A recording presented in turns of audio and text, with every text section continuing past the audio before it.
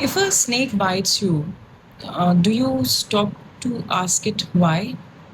A few years ago, someone close to me did something that genuinely hurt me, and my first instincts were not to protect myself, but it was to understand them.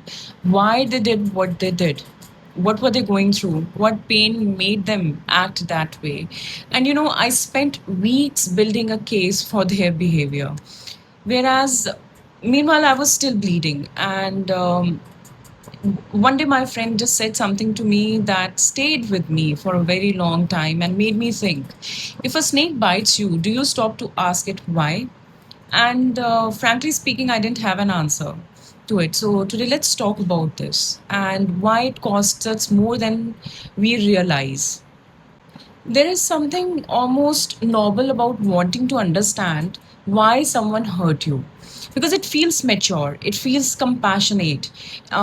It's like the emotional intelligent response. And sometimes eventually understanding does matter, but what's the problem here? What's the actual problem here? Most of us reach for understanding before we have actually tended to the wound. We skip the part where we protect ourselves and go straight to building empathy for the person who caused that actual damage. I think why we do this is because the part of it comes from how we are or we were raised to see the conflict. We were taught that being understanding makes us the bigger person, that walking away without an explanation feels incomplete, unfinished, and almost rude. So what do we do instead? We stay, we ask why, we try to analyze their childhood, their patterns, their pain, and the reason behind why they did what they did.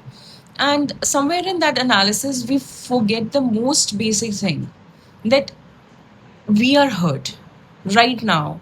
And hurt needs attention before it needs the context.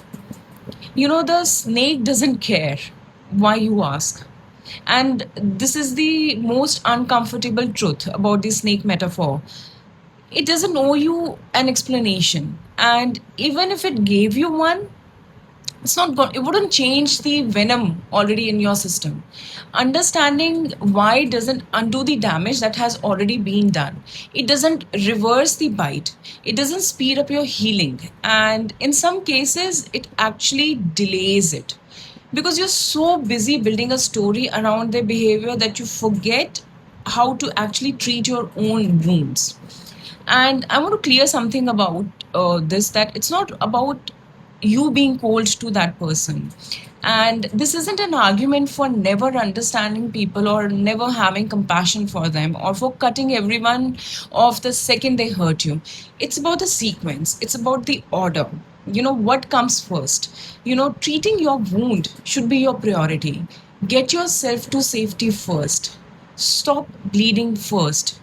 Understanding comes much later, if it needs to come at all, but it was never supposed to be the first response to harm.